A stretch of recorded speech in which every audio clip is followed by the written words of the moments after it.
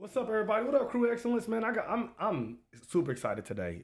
You see the background a little different. We're in a new space because I have the bonus opportunity to hang out at my alma mater, Culver-Stockton College, and do a podcast with my best friend, the illustrious, the infamous, the well-known and well-respected Mr. Coach D. High, Dorian Hobbs, the head men's basketball coach at Culver-Stockton College. What's up, man? Man, what's going on, Jay Strick? What's going on, man? I'm good, man. How you doing today, man? I'm doing good. How you living? Man, I can't complain, bro. You look good. Life's You look good. man. Thank you, man. Your hair is flourishing. Come on now.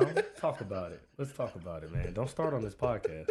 Now, I always ask my guests, man, what's three things people should know about you, you know what I'm saying, before we jump into this episode? Three things people should know about me.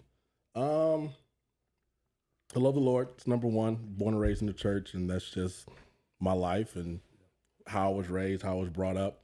I love music. I've been singing and playing drums in the church since I was a little kid, for as long as I know. Yeah. So music is very important to me. Listening to music, singing music. I don't sing anymore, but I still play at church and stuff like that. So music is high on that list. And I coach basketball for a profession. So it's a little bit different profession than the normal 9 to 5, but my job consists of recruiting and game planning and watching film, and it's a all year thing. Yeah. So I love it, man. This is my third year as the head coach at Culver-Stockton, so I'm excited, man. I love doing this. I love coaching. I love the relationship that I have with my players. It's dope. So yeah, that's where I'm at. No, that's super cool, man. Super interesting. I mean, what's gonna take you to bring you out of retirement as a singer, man? What we got to do, man? What are the context we need to put together? I have not sang anything besides gospel music in a long time. Yeah. I've just don't even have the same feeling for it anymore. Yeah. I had some people approach me to record some stuff a few years ago, and I was like, I'm kind of over it. Yeah. So I mean, and the real thought behind that was, I really went into my coaching. Yeah. And I had that decision after college. Do I really want to go into my music heavy, or do I want to go in my coaching heavy? And I couldn't do both. Yeah. Like I couldn't give everything to music and everything to coaching at the same time. So I made that decision to not be a struggling broke artist and pass around my EPs and selling stuff out of the trunk of my car. Okay. So that's kind of where I decided to, and I just kind of went heavy on the coaching, and that was that. And that's where you at. Yeah, I love that, man. Sure. One of my favorite quotes is, I think it's an FCA quote, or I heard it in FCA, was coaches, oh no, it's a Billy Graham quote. Okay. It's a Billy Graham quote. Coaches touch more people in a year than most people touch in a lifetime. For sure. And so the ladder is all about leadership. Yeah. And coaches, for me and what I've been and what I've experienced, they do leadership more often and with more people than 90% of people in their profession. Yeah. So as a leader, when did you first begin to think of yourself as a leader? Like, when did that happen for you? When I probably have been leading for a long time. I mean, I've been captain of every team I've ever been a part of. I mean, I was a freshman on varsity basketball. I ran track. I was a freshman on varsity. I did JV football as a freshman. So I mean, all my whole life, I've been in that captain leadership role. Yeah. Did I really realize what it was back then? Probably not. Gotcha. And it didn't really set in until I became a coach. So yes, I was a captain. Yes, I was a leader back then. But these were my peers. Mm-hmm. You know what I'm saying? And we would hang out after practice, or we would go to McDonald's, or we would go out, or we were, you know what I'm saying? So we were kind of on the same level playing field. So they would listen to me, but it was a different dynamic. Yeah. When I started coaching is when I really tuned into that leadership role of having people that are actually legit following me. Mm-hmm. And I have to really be mindful of what I say, what I do, who I'm around, who I'm bringing around, and really be cognizant of that towards them. So that's really where I thought about leadership. I didn't really think about it. It was natural to me. People just kind of flocked to me when I was younger, and that's just who I was, but it wasn't. I never had to really be intentional with it. I'll use that word. I had never had to be intentional because I just did me. And if you cool. If we win, cool. All right, whatever. But now I'm really intentional of what I say, how I say it to certain people, because now I'm in that position of authority. So that's probably where it got, and it even got more magnified as I became a head coach. Yeah, for sure. Because it's definitely different as an assistant for than sure. it is as a head. For sure. And I love what you said about like intentionality, because it reminds you that like sometimes we do stuff that we're good at that we're not aware of. For sure. For sure. 100%. But we can't be great at it until we become aware of it. Yeah. So it's like you were a natural leader, and you were a good leader. Yeah. But now I know you now, and I've seen your journey. It's like, no, you're an excellent leader now. Yeah. But it was that awareness that kind of took you from good to great. For sure. And so I really love that how you phrase that. Yeah. And your transparency. Like, man, I've been leading, but I started leading. It made me think of this story randomly. Like my first game as a college coach, we won, but there was this kid on the team who the head coach really liked, who was supposed to be, who thought he was going to play more. Like him and the head coach had talked. He couldn't guard nobody. Right. Like he couldn't guard a stop sign. That hurts. Yeah, and I'm like, I'm in the middle of the game. I'm like, man, come sit down. Right. It's your third time still in a straight line. Like, I'm not doing this with you. Right. And so after the game, he like cusses me out. Yeah. Like cusses me in the middle of the locker room. Yeah. Cusses me smooth out. Yeah. And for me, this was like one of the first times that I was like, oh, like I could engage with him. Yeah, yeah. I mean, he's a small guard at a small college. I could embarrass this young man. But I was like, but I have 20 other eyes. On me, all looking. Yeah, for sure. And so like I just kind of pivoted away from him and was like, well, to the rest of you guys, and right. And it's so crazy because to me, it was such a small moment. Like, I ain't think nothing about it. Like, whatever. Because, and my mom, too, was like, I'm coaching, so you just not going to play no more. Like, that's that's fine with me. Yeah, it's that simple. I ain't going to go back and forth with you. I run this. Right, exactly. But, like, for all the players that were in that room, they've never forgot that moment. They bring it up all the time. Really? Yeah. And they, like, that was the first time we realized, like, no, you were different. Yeah. And you were focused on different things. That's powerful. And I think it's so interesting, like in coaching, there's so many small moments like that we don't even realize. We take for granted. We just focus on winning games, for sure, helping people become better men or better women or whatever. Sure. But like all the little moments stack up and create an experience for them that they hold for their lifetime. Oh, definitely. And so as you get into coaching, what made you want to coach? Because everybody that plays doesn't want to coach, right? So what made you be like, I want to coach basketball? I didn't even want to be a coach. I didn't realize I wanted to be a coach until after, like, close to my end of my senior year. Okay. So I was a media communication major here at Culver. So I was radio. I would say I thought you were going into radio. Yeah, like you had your own radio show here at Culver. Yeah, I had my own radio show, Culver Island. And I was in the editor of the newspaper. Yep. So I did newspaper, sports writing. I did all of that. I had my internship with KMOX, the ESPN affiliate in St. Louis. So I was writing articles for the Cardinals, the Blues, Mizzou football. The Rams were still in town. So I was writing articles, and I had actual like published articles from KMOX. So I got a job in Lamar's, Iowa as a sports writer. It was a crazy, like I interviewed during my 3 week. I drove down there, took a day off, drove down there. It's actually the Bluebell capital of the world, the Blue Bunny capital of the world, ice cream. Oh, I was going to say Blue Bunny. Ice cream. I was trying to, I was like, so the big factor was there. I went and got some ice cream. It was horrible. But anyways, so I interviewed for the sports writing job, got it. Okay. And then a week later, I turned it down. And I'm like, I think I want to go to grad school and start coaching. So I didn't even apply to grad school till May. Yeah. And had a connection with Western Illinois. And I'm like, because at this time I was coaching AAU. Fast forward, rewind back the last couple of years, I was coaching AAU. Over the summer, I would go home and coach AAU. Yeah. And I didn't realize that I liked it that much.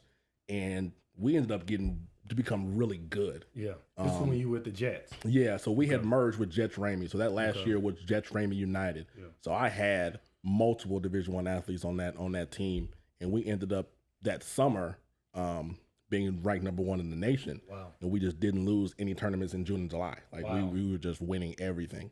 So then I'm like, I think I can figure this out, but I don't know yet. So then I went to Western Illinois to be a GA for a year, and got the college bug. And I'm like, I think I want to stick to the college program. Yeah. And that's how it went. So I mean, I wasn't even thinking about coaching until literally I'm like, I don't think the sports journalist stuff is for me. Yeah. And I just stepped out on faith, and here I am. No, that's so, that's cool. For sure. And for me, I was the opposite. Like, I got into college coaching years after we graduated. Yeah. On the most random. Yeah. Hey, I know a guy who knows you. Yeah. Want to come coach? Yeah. All right. Like, it was literally that simple. And so but what I did hear you say is, like, you had a connection. Yeah. And even in coaching especially, but in a lot of professions, it's our relationships for sure that help us move towards our goals. Not a lot about what you know, but who you know. It's who you know. Yeah. And one of the people I was talking the other day, and I was saying, like, some people underestimate the power of relationships. For sure. And they'll burn bridges. For sure. They'll treat people any type of way. For sure. Because they're only focused on, like, right now. Yeah. But you never know. You never know. Because, like, what was your connection at Western? I met the president of Western. He was an alpha. He was part of my fraternity. Met him at church. He was preaching at my church in Quincy. Wow. And met him and chopped it up with him, and we made that connection. And I was like, I think I want to go to grad school. And he said, cool, I got you. And he got me in. He got me a scholarship, a underrepresented scholarship, so a minority scholarship, and had my grad school paid for. Wow. And then I met. And ironically, just how it happens. He's preaching, and he invites everybody from Western to come hear him preach. Yeah. And he invited the basketball staff, and the ops guy, director of operations at the time. Yeah. His name is Dorian. So I'm like, oh, that's. I gotta talk to Dorian. That's not a coincidence. Yeah. You don't meet at that point. I met another Dorian besides my father. So I'm like, oh, okay. And then I reached out to him. I emailed him. And then he got me an interview. I met with the coach that summer, drove down there, met with the coach that summer, got the scholarship, and then the rest is history. And then his name, he goes by Doty. Doty is now one of my biggest mentors in college basketball and basketball in general. He's now the head coach of the university, Lewis University in Romeoville, on the women's side. So he does some really good stuff. But me and him were locked in ever since. So it all kind of worked out, and I mean it happened for a reason, and I'm extremely blessed for that, for sure. Yeah. But it was all like literally wasn't even thinking about it, sitting in church like, huh. And things just fall into place. Yeah. That's cool. Yeah. That's really cool. Yeah. And so I want to talk about kind of you coming back to Culver. So you graduated from Culver. Yep. You're on this journey as a GA. Yep. Then you become a head assistant at Milliken in Illinois. Yep. Decatur, right? Yep, Decatur, Illinois. Decatur, Illinois. Yep. And I remember us talking to you like, man, I'm ready for a head job. Yeah. And you were looking at some JUCOs, but it just ended up happening. You was like, I'm going to go back to coach at the Stock. Yeah. And you're here for a couple of years, and then the head job opens, and you become the first black head coach in Culver-Stockton College history. Yeah. What was that like for you stepping into that role, and how much responsibility did you feel as the first black head coach here at Culver? Oh, for sure. I felt extremely honored. I wasn't even thinking about that at first. Yeah. And then when I got here, I'm like, I highly think that I am. Yeah. But I'm not 100% sure. So I had to do my research and I had to look it up and stuff like that. But to me, that just put a whole different perspective to it. Yeah. That a school that I came to as a kid, yeah. As a freshman. Part of FBENT. Okay. If you know, you know. All right. Woo. Woo. If you know, you know. You know what I'm saying? FBENT, we all got. Anyways, besides that. But as a kid that knew, okay, now we're doing, all right. Already then. Woo. It's getting hot. It's getting really hot in here. Oh, wow. Shout out to Tonio. Wow. Where my guy? Shout out to Tonio, man. Oh, whoa. All right. Anyways, as a kid that knew nothing about life, and I come in thinking that I'm really good at everything, and I'm like, this is gonna be easy, man. I can figure this out, and not having the success playing wise that I would have wanted. Yeah.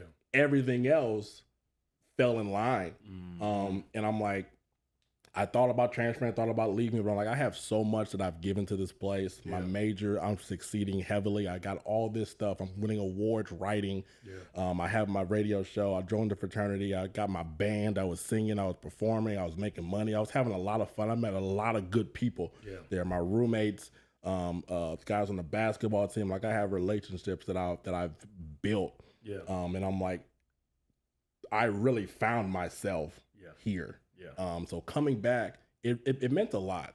Yeah. It meant a lot. Even, I mean, Canton is small. Canton, it is what it is, you know. So, but I was extremely excited to get going. And I believe in this place. And there are some really special people here. Yeah. And that's something that I can say for sure. There are some really, really good and some really special people here that made my time special, and they care. Yeah. And it has not been that way in other places I've been to. Yeah. Like, people here legit care about you. Yeah. They care about your success. They want the students to succeed. They know they're basketball players. They want them to succeed. They will help you. Yeah. And like, that is a trait that's not normal in every place of higher learning. Yeah. So what a great way to start my head coaching career is to come back to my alma mater in a place where it gave so much to me and in my life, and even in my faith walk. Like just having that, like, it's really hard to describe. Yeah. But I was extremely humble and extremely happy to come back. And people welcomed me with open arms, man. And it was a good experience for sure. Almost really, my press conference was very emotional for me. My dad came, my brother came, my mom wasn't able to come, but it was very, very emotional for me. Yeah. Coming back for that. And just the amount of support and love I got from former players that I haven't even talked to in years, reached back out, like that stuff is cool. For sure. No, I mean, that's one of my best flexes, right? I be out there like, man, I'm like, yeah, man, I know head coaches that coach college basketball. Yeah, man, I know people. Yeah, I know people. But no, I think it's really cool because even driving into campus today, and even like when I came up last year for alumni weekend, it's so nostalgic. Yeah. For a lot of reasons you said, because like for me, my first 2 years of marriage was in Canton. I was in Canton, Missouri. Yeah. And so driving up and driving through the campus and past the dorms and past Casey's and going to get some Mexican. It is like you said, a place where I learned about myself. For sure. And so I think it's super dope that you are here and giving back. And being here 3 years, like, head coaching in college basketball is not promised year to year. For sure. So to have any semblance of longevity and consistency at a place is really amazing. Yeah. And I can speak on this. Like, so I'm here on campus because I'm working with you and your students, doing some leadership development workshops, and being at your practice and having them in a classroom. It is evident that you are building a program. Man, I appreciate that. Like, I've been around a lot of different college programs, and I've been around some, and I'm like, bro, you just lucky you got some guys. Because you don't got no discipline. It ain't no tradition. But, like, being here is like, no, there's a culture here. I appreciate that, man. Like, I remember, like, even I was like, hey, right when we was about to start yesterday, I'm like, hey, everybody here? He was like, we don't play. Everyone's here. Yeah. In fact, they were all early. And I'm like, getting 18-year-olds to show up on time. Yeah. That's a testament to your leadership. Man, I appreciate that. And your acumen with the young men that you're building with. Yeah. What are some of your aspirations as a coach here at Culver? What are some things you want to accomplish here in the near future that you think are definitely possible here soon? Like, what are you thinking? What you have just witnessed is just a piece of an interview that I got to record here on the ladder. Now, one of the things I get to do on the ladder is one of my favorite things to do is bring in different leaders from different areas, different walks of life, and to really talk about leadership in whatever capacity and drop some knowledge and some gems on you that you can use. Now, If you want to watch this full episode, it's not that hard, y'all. All you got to do is join Crew Excellence for less than a meal at Chick-fil-A. You can see the full interview and more on our website. And the link is in the description. Join Crew Excellence today. You'll get this full episode. You'll get Motivation Monday. You'll get exclusive merch drop. You'll get some lives. I'll do some lives where it's just us talking about leadership. And if that sounds like something you're interested in, oh man, we having a ball. And I'd love to have you over there at the Hope Institute in Crew Excellence, because I have a group of leaders that are committed to excellence. And I know you would fit right in. So I'll see you over there. And until then, enjoy this snippet of this episode and any other interviews we have here. I love you. And until next time, peace.